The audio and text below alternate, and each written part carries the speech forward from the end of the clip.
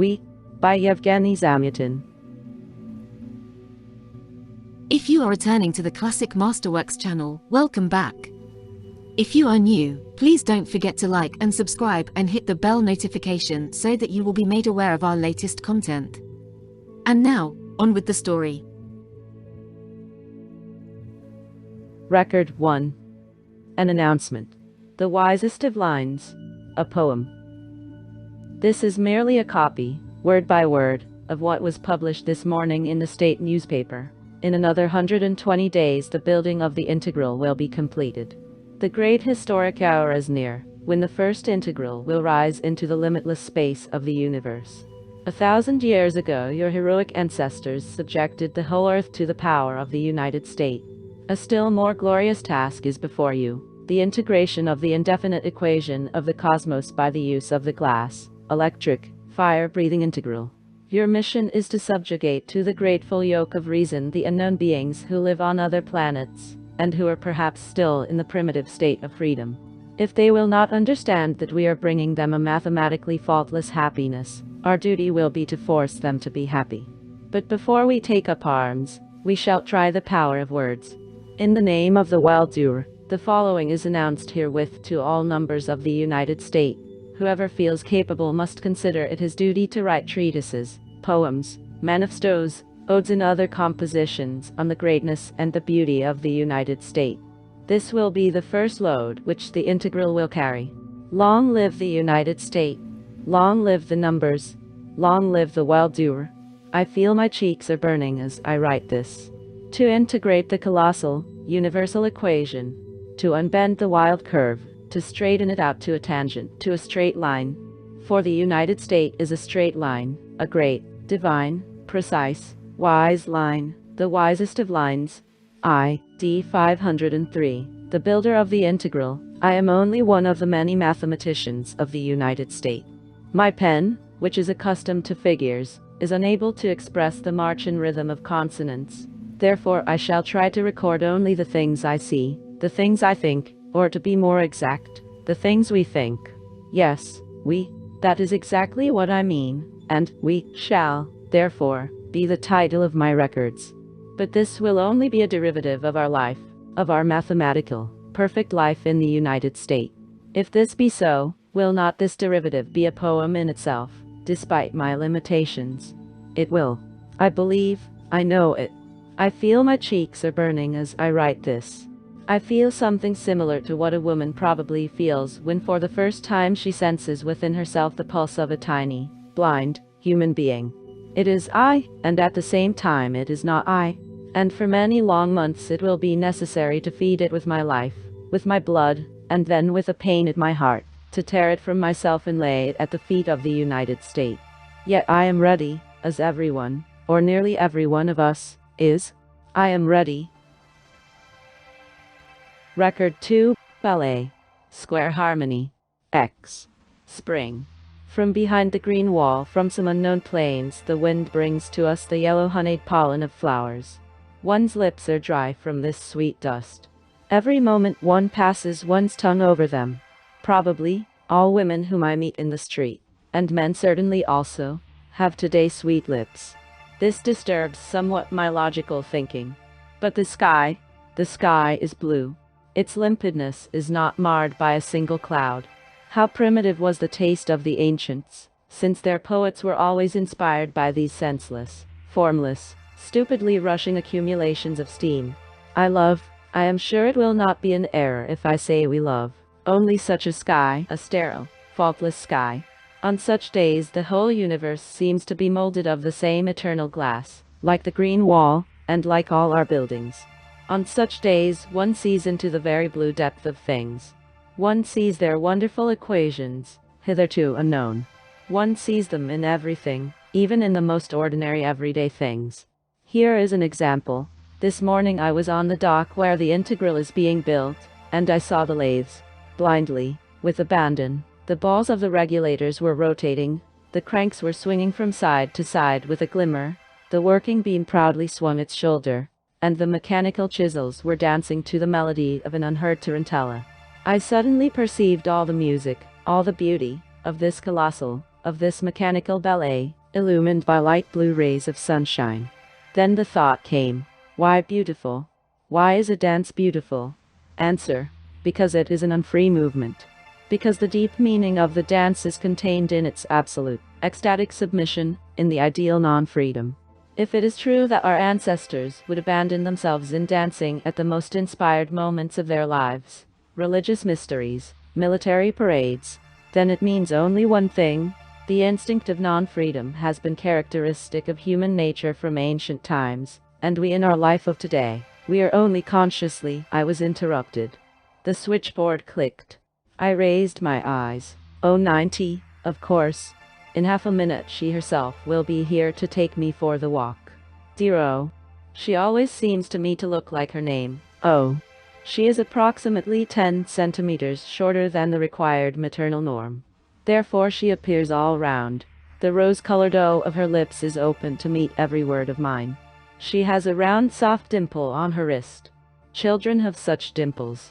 As she came in, the logical flywheel was still buzzing in my head, and following its inertia, I began to tell her about my new formula which embraced the machines and the dancers in all of us.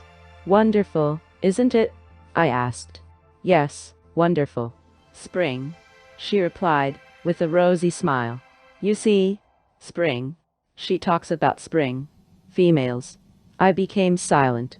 We were down in the street. The avenue was crowded. On days when the weather is so beautiful, the afternoon personal hour is usually the hour of the supplementary walk. As always, the big musical tower was playing with all its pipes, the March of the United States. The numbers, hundreds, thousands of numbers in light blue uniforms, probably a derivative of the ancient uniform, with golden badges on the chest, the state number of each one, male or female. The numbers were walking slowly, four abreast, exaltedly keeping the step. We four, were but one of the innumerable waves of a powerful torrent. To my left, 90, if one of my long-haired ancestors were writing this 1,000 years ago, he would probably call her by that funny word, mine. To my right, two unknown numbers, a she number and a he number. Blue sky, tiny baby suns in each one of our badges. Our faces are unclouded by the insanity of thoughts. Rays. Do you picture it? Everything seems to be made of a kind of smiling, a ray-like matter. And the brass measures, tra-tot-ot-am, tra-tot-ot-am, stamping on the brassy steps which sparkle in the sun. With every step you rise higher and higher into the dizzy blue heights. Then, as this morning on the dock, again I saw, as if for the first time in my life, the impeccably straight streets, the glistening glass of the pavement, the divine parallelopipeds of the transparent dwellings, the square harmony of the grayish-blue rows of numbers. And it seemed to me that not past generations, but I myself, had won a victory over the old God and the old life, that I myself had created all this. I felt like a tower. I was afraid to move my elbow, lest the walls, the cupola and the machines should fall to pieces. Then without warning, a jump through centuries, I remembered, apparently through an association by contrast, a picture in the museum, a picture of an avenue of the 20th century, a thundering many-colored confusion of men, wheels, animals, billboards, trees, colors, and birds. They say all this once actually existed.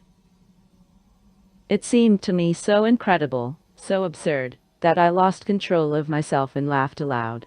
A laugh, as if an echo of mine, reached my ear from the right. I turned. I saw white, very white, sharp teeth, and an unfamiliar female face. I beg your pardon, she said, but you looked about you like an inspired mythological god on the seventh day of creation. You look as though you are sure that I, too, was created by you, by no one but you. It is very flattering. All this without a smile, even with a certain degree of respect. She may know that I am the builder of the integral. In her eyes, nevertheless, in her brows, there was a strange irritating X, and I was unable to grasp it, to find an arithmetical expression for it. Somehow I was confused. With a somewhat hazy mind, I tried logically to motivate my laughter. It was absolutely clear that this contrast, this impassable abyss, between the things of today and of years ago, but why impassable? What bright, sharp teeth! One might throw a bridge over that abyss. Please imagine, a drum battalion, rouse, All this existed before and consequently, oh, yes, it is clear, I exclaimed. It was a remarkable intersection of thoughts. She said almost in the same words the things I wrote down before the walk. Do you understand? Even the thoughts. It is because nobody is one, but one of. We are all so much alike. Are you sure? I noticed her brows, which rose to the temples in an acute angle, like the sharp corners of an X. Again I was confused, casting a glance to the right, then to the left. To my right, she, slender, abrupt, resistantly flexible like a whip. I 330. I saw her number now. To my left, oh, totally different, made all of circles with a childlike dimple on her wrist. And at the very end of our row, an unknown he number, double curved like the letter S. We were all so different from one another. The one to my right, I 330, apparently caught my confused eye, for she said with a sigh, yes, alas. I don't deny that this exclamation was quite in place, but again there was something in her face or in her voice. With an abruptness unusual for me, I said, why, alas. Science is developing, and if not now, then within 50 or 100 years. Even the noses will. Yes, noses. This time I almost shouted, since there is still a reason, no matter what, for envy. Since my nose is buttoned like in someone else's is. Well, your nose is rather classic, as they would say in the ancient days, although your hands, no, show me your hands. I hate to have anyone look at my hands. They are covered with long hair, a stupid atavism. I stretched out my hand and said as indifferently as I could, ape-like. She glanced at my hand, then at my face. No, a very curious harmony. She weighed me with her eyes as though with scales. The little horns again appeared at the corners of her brows. He is registered in my name, exclaimed 090 with a rosy smile. I made a grimace. Strictly speaking, she was out of order. This dear how shall I say it? The speed of her tongue is not correctly calculated. The speed per second of her tongue should be slightly less than the speed per second of her thoughts, at any rate not the reverse. At the end of the avenue, the big bell of the accumulating tower resounded 17. The personal hour was at an end. I 330 was leaving us with the S-like he number. He has such a respectable, and I noticed then, such a familiar face. I must have met him somewhere, but where I could not remember. Upon leaving me, I 330 said with the same X-like smile, drop in day after tomorrow at auditorium 112. I shrugged my shoulders. If I am assigned to the auditorium you just named. She, with a peculiar, incomprehensible certainty, you will. The woman had upon me a disagreeable effect, like an irrational component of an equation which you cannot eliminate. I was glad to remain alone with dear O, at least for a short while. Hand in hand with her, I passed 4 lines of avenues. At the next corner she went to the right, I to the left. O timidly raised her round blue crystalline eyes. I would like so much to come to you today and pull down the curtains, especially today, right now. How funny she is. But what could I say to her? She was with me only yesterday, and she knows as well as I that our next sexual day is day after tomorrow. It is merely another case in which her thoughts are too far ahead. It sometimes happens that the spark comes too early to the motor. At parting I kissed her twice, no, I shall be exact, 3 times, on her wonderful blue eyes, such clear, unclouded eyes.